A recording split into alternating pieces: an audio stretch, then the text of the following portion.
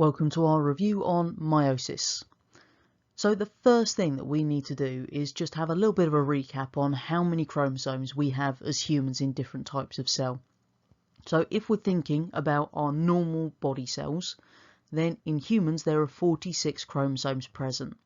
So that makes those normal human body cells diploid.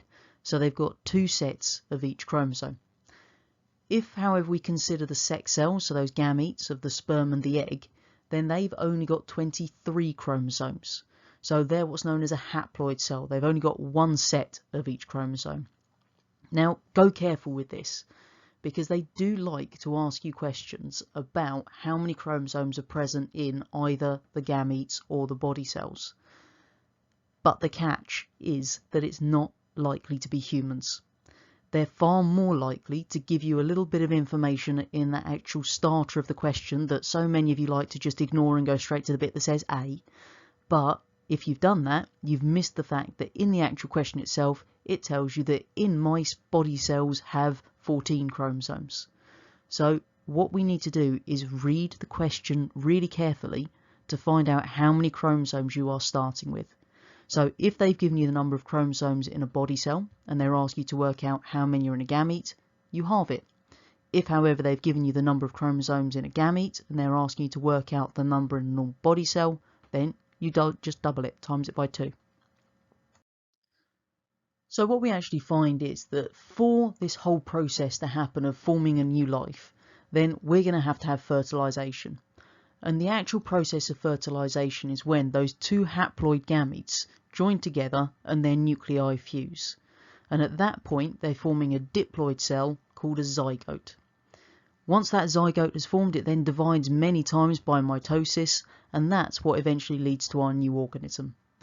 So just remember that what we actually find is that every organism that's produced through sexual reproduction has what's called a unique genome. So that means that they will have a unique set of the genes. There is an exception to this, however, which is in the case of identical twins. So just go careful that if they ask you which organisms are the exception to having a unique genome when they reproduce by sexual reproduction, identical twins is the answer we're looking for. If they ask you what the word genome means, that's just referring to all of the genetic material within an organism. So in order to actually make these gametes, these sex cells, we have to use this process called meiosis. Now you do have to be really careful with how you spell this on the exam. If you put a T in it, you've lost the mark straight away. So make sure that you remember meiosis, M-E-I-O-S-I-S, is used to make the gametes. So to help you remember, just think E for egg or O for ovum, whichever one you find easier to remember. Now, the end product of our meiosis will be 4 haploid cells, and they will have come from a single diploid parent cell. And what we find is this will take place in certain regions, and in the case of humans, it takes place in the ovaries or in the testes.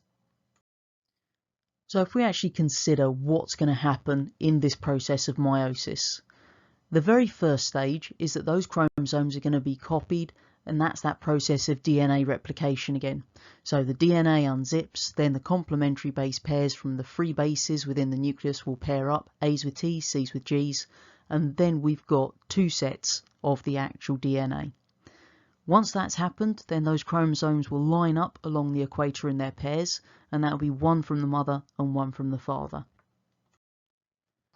The next step is that those chromosomes have lined up along the equator are then pulled to the opposite poles as the spindle fibres actually contract.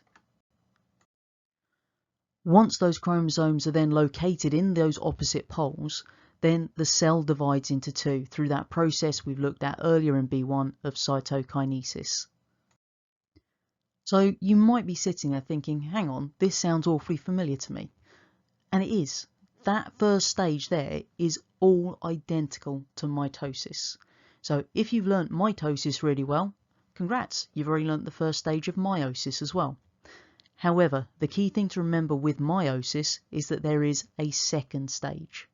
Now, in this second stage, the chromosomes line up along the equator, but they have not replicated at this point. So they line up on that equator, then they're pulled to the opposite poles again, but this time the chromosome's actually pulled in half, so we get a single copy of each chromosome in the poles. Once they're at the poles, then the cell divides into two, and that gives us our 4 haploid gametes at the end.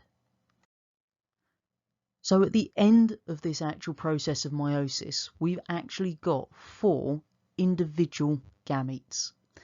Now, this is actually the root of this variation that we see as a result of sexual reproduction, and there are 3 actual causes of this variation. The first one is the random assortment of the chromosomes at the equator. So it's completely down to chance as to which side gets the one from the mother and which side gets the one from the father. And obviously every time this happens, they could occur on different sides of the cell, and therefore you get a different mix of chromosomes. Second one is that in this whole process of meiosis, there is a little process called crossing over. So that's just where a little bit of each chromosome swaps round. So the same chromosome, it's just that part of the arm, as you can see in the diagram there, is being swapped between the blue and the red. And the last one is just down to the fact that out of all of those sperms and egg cells that have actually been made, only one sperm joins with one egg. And again, that's completely random as to which one will join with which, giving us a huge source of variation even when the 2 parents are the same.